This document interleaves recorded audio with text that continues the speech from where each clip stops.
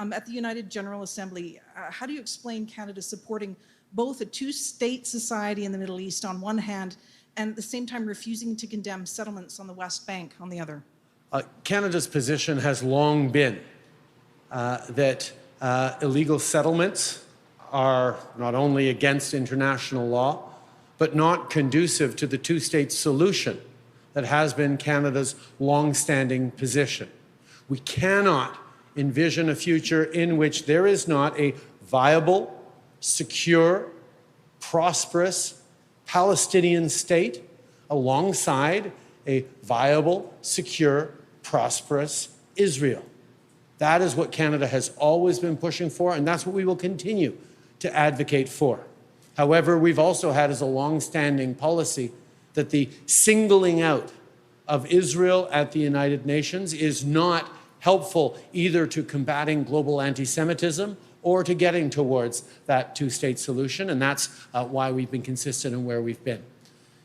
Le Canada reconnaît depuis longtemps que nous avons besoin Canada d'une solution has à deux long États. recognized that we need a État palestinien two-state solution, prospère, sécure, a secure, aux côtés prosperous d'un Israël Palestine prospère alongside a secure, C'est pour prosperous ça, Israel. que nous avons comme politique depuis longtemps This is why we have a que long-standing les policy settlements en Cisjordanie that settlements in the West ne Bank sont pas acceptables, sont illégales. are not Nous allons acceptable. continuer They're d'avoir illegal. cette position-là, parce que We will continue to nous maintain devons that avoir cette position. solution à deux États. We need this En même two-state temps, c'est aussi solution. notre politique de ne pas At accepter the same time, que l'Israël est we also have a continuellement policy visé of not accepting et that isolé Israel is aux Nations constantly Unies, singled out and parce que isolated ça va in the contre United notre lutte Nations. contre l'antisémitisme à And this travers is le because monde, it goes et ça va à counter l'encontre, to des our fight principes against d'être là pour bâtir anti-Semitism une solution à and deux being États où les there gens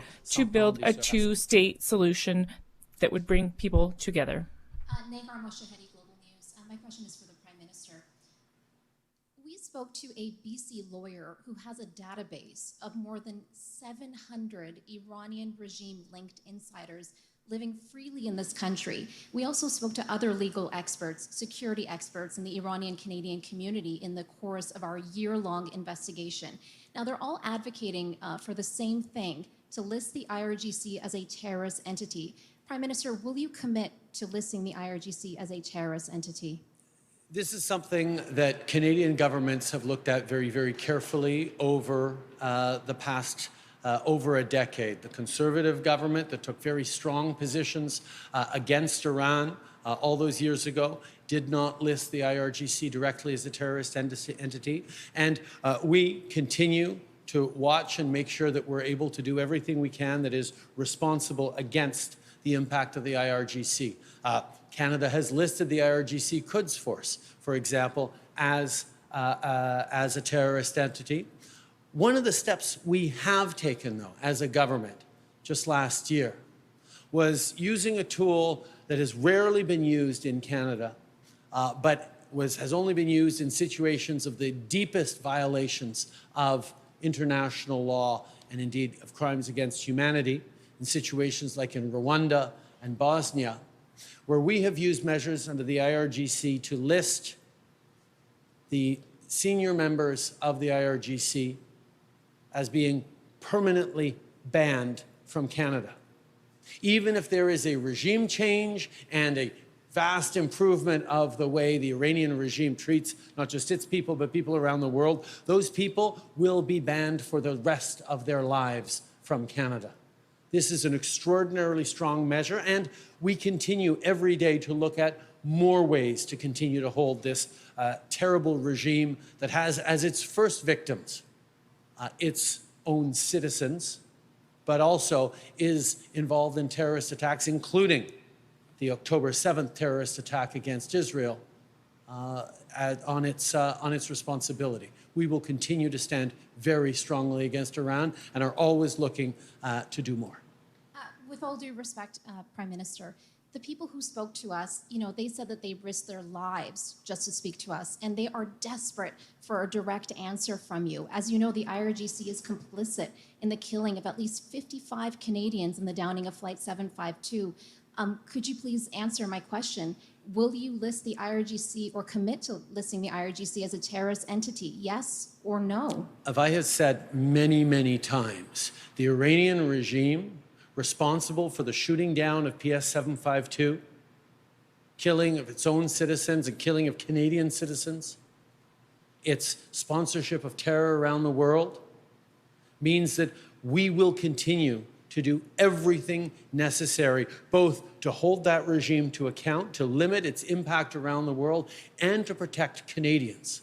I can tell you that the work that our security services and police agencies do to keep Canadians safe, including Canadians from diaspora communities around the world, including Iranian, will continue and will continue to step up. And I thank all of those who work with our agencies and security offices to keep people held to account and continue to move forward.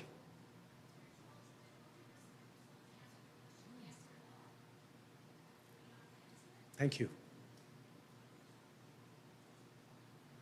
La question est pour vous, Monsieur le Premier ministre. Question for the Prime Minister. You called for the violence to stop urgently in the Middle East. But here in British Columbia, a letter was issued to demand that the government call for a ceasefire in Gaza. Will you do that? For 2 weeks now, we have been calling for humanitarian pauses, significant humanitarian pauses that will allow aid to flow into Gaza. It will also allow foreign nationals to get out, and will also help to release hostages. The violence needs to stop. We need to be able to work together in order to establish solutions towards peace in the region. We are working with our partners across the globe to do that. Second question is for Mr. Eby. Mr. Eby, 52 local government leaders in BC signed a letter to ask the federal government for a ceasefire in Gaza. Will the province do the same? The residents of British Columbia have been watching with incredible concern the developments in the Middle East. Obviously, the terror attacks on October 7th, killing innocent people in their homes, killing children, taking hostages.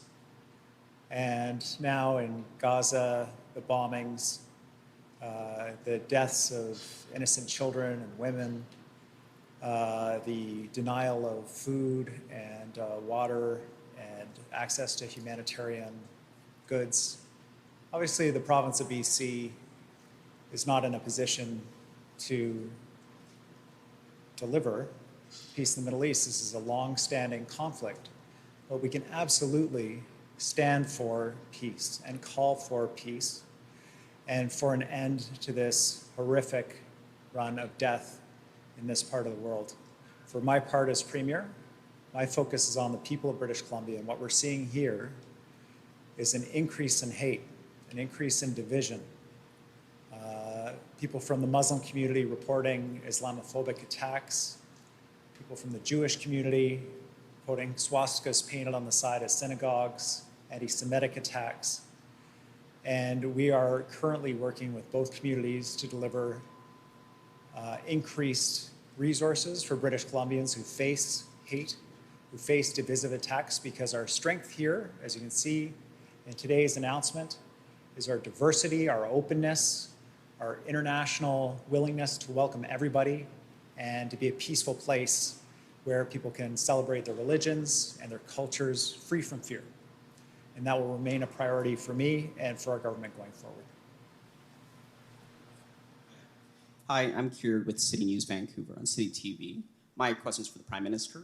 A couple of Maple Ridge City councillors are among the people that signed on to an open letter calling on the federal government to call for a ceasefire. Some of those councillors, two of which are maybe here in this room, they're Maple Ridge councillors, they've, they say that you're not going far enough by only causing for a sustained humanitarian pause.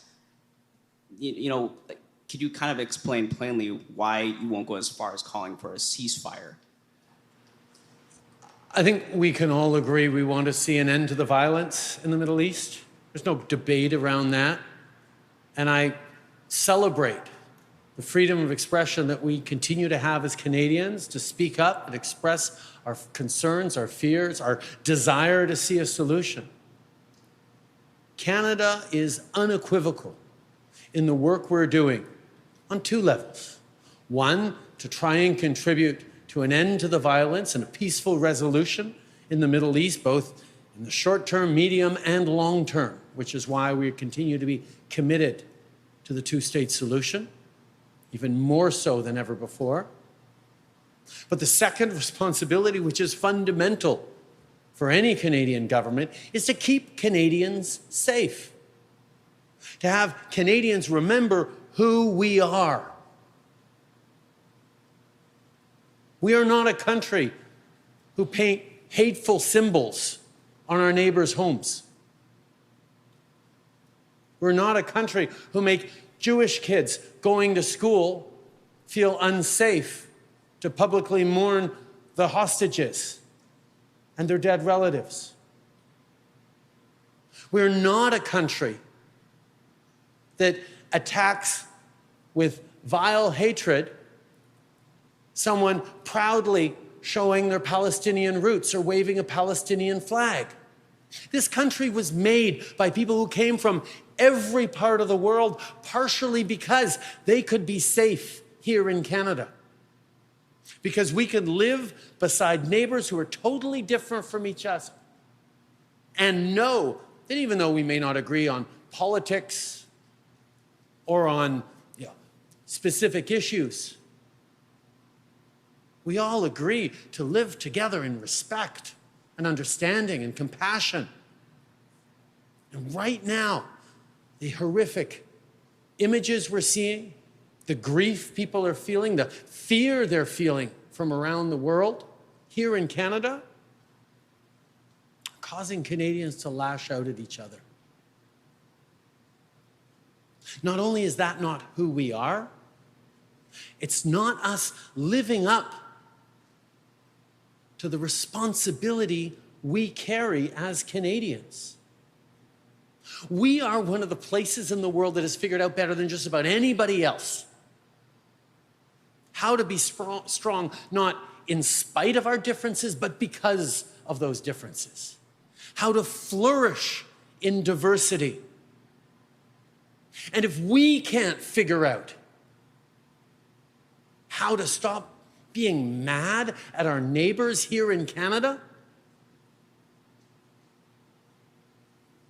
who in the world will? That's the question that we have to be asking ourselves every day. Not always this magic solution or that magic solution said by a Canadian Prime Minister going to suddenly bring peace to the Middle East overnight. No, that's not what this is about. This is about us remembering that when a kid feels scared to go to school in the morning because of their religion, because of their ethnicity, that's not just on the government, that's on all of us to say it stops now. So my biggest concern is how we bring Canadians together. How we understand that the rise in anti-Semitism in our communities and around the world is not okay and is against everything that Canada stands for. And how we understand that the rise in Islamophobia in our communities and around the world is against everything we stand for. That's my focus. And I understand all sorts of people have different proposals on how we can make this done. But it starts fundamentally with listening to each other, not looking for easy solutions because there are none, but doing the work every day of reaching out to people who are different from ourselves and building the communities of empathy that we've always been able to define ourselves through. On a slightly different topic, my colleague Lisa Yusto was wondering if you and Premier Eby have been planning on having any other face-to-face meetings. I think last week Premier Eby was at best maybe frustrated about the lack of conversation and cooperation about infrastructure and creating housing, that kind of thing. Oh, I think, listen, Premier Eby and I talk regularly, and more than that, our ministers are working constantly together. There are a few places in the country that are as aligned as we are on the need to respond concretely to all the challenges people are facing now and into the future. We've done some great work on housing together. We're continuing to work on significant affordability challenges together. We're working on the energy transition. We're working on the transformation of our economy to bring those great jobs from the resource sector to the knowledge economy to manufacturing to all the different areas that BC excels in. Don't worry, there are going to be lots more announcements in the coming months and years as we work together, because there's a lot we get to do together, and I can't wait for it. This week, maybe next week. Thanks. Sorry, Josh Shane with the Canadian Press. My question is for the Prime Minister. Regarding the UN vote on the not condemning the settlements, are we at risk of losing credibility with the global South, considering that other allies like Britain and France have supported the measure in UN? What we see right now is a situation that has changed deeply since Hamas's horrific attack on October 7th.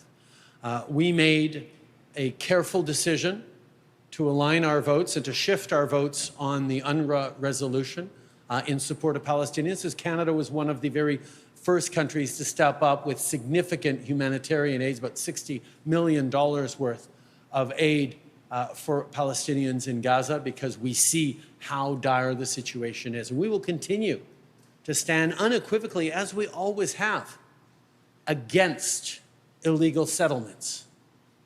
They don't contribute to the two-state solution. They're actually impediments to it. And they don't contribute to safety or stability for either Palestinians or Israelis. And that is a long-standing position that we've been shouting from the rooftops. However, the continued singling out of Israel at the UN is something that Canada has always taken issue with, and we will continue to stand up clearly alongside our values. And sorry, Prime Minister, one quick follow-up. At what point would Canada consider expanding or looking at getting members of Canadians' extended families out of Gaza outside of the current specific definitions of what a family member are eligible? Listen, the situation in Gaza is horrific, and we are trying to get Canadians and their families out. I know the ministers are looking at what we can do to help as broadly as possible, and we'll continue. I'm certain the ministers will continue to look at that. Thank you. Thank you. That concludes today's press conference.